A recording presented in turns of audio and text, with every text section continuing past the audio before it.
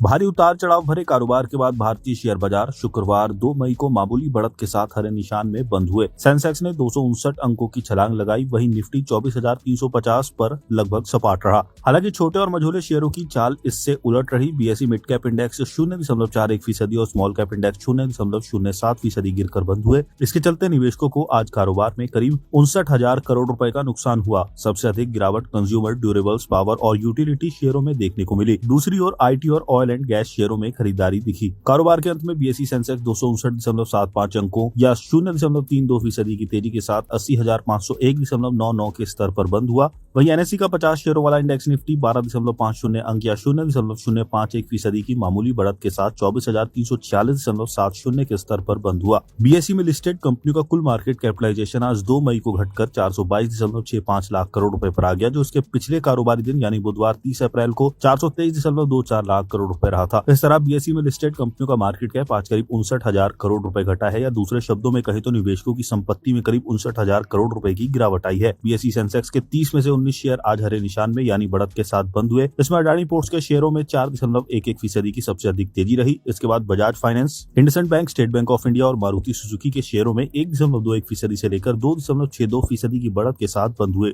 वहीं सेंसेक्स के बाकी 11 शेयर आज गिरावट के साथ बंद हुए। इसमें भी नेस्ले इंडिया का शेयर 2.28% की गिरावट के साथ टॉप लूजर्स रहा। वहीं NTPC, Kotak Mahindra bank, Titan और पावर ग्रिड के शेयरों में 0.85% से लेकर 1.61% तक की गिरावट देखी गई। 5 मई को कैसी रह सकती है बाजार की चाल? जियोजीत के चीफ मार्केट स्ट्रेटेजिस्ट आनंद जेम्स का कहना है कि निफ्टी का बार बार 24,359 के स्तर पर ऊपर बंद होने में विफल होना एक चेतावनी संकेत है। हालांकि हाल के कैंडल्स पर लॉन्ग लोअर विक्स की मौजूदगी ये संकेत देती है कि खरीदारी अभी भी निचले स्तरों पर एक्टिव है। जेम्स ने आगे कहा कि एक तरफ तो मानक विचलन मॉडल निफ्टी के 25,000 से आगे बढ़ने की संभावना की ओर इशारा कर रहे हैं, वहीं दूसरी ओर मोमेंटम इंडिकेटरों में नरमी कमजोरी का संकेत दे रही है। हमें निफ्टी के लिए 24,190 से 24,119 के जोन में तत्काल सपोर्ट दिख रहा है। उसके बाद 24,070 से 23,950 और फिर 23,670 पर अगला सपोर्ट है। जियोजीत फाइनेंशियल सर्विसेज के वीके विजय कुमार का कहना है कि निफ्टी के वित्त वर्ष 2026 के अनुमानित आय से 20 गुना ऊपर कारोबार करने के कारण वैल्यूएशन पहले से ही काफी महंगा बना हुआ है। इसके अलावा बढ़ते भू राजनीतिक जोखिम और ग्लोबल ग्रोथ की मंदी का डर भी बाजार पर दबाव बनाए हुए है। ऐसे में हमें शॉर्ट टर्म में सावधानी बरतने की जरूरत है। निवेशक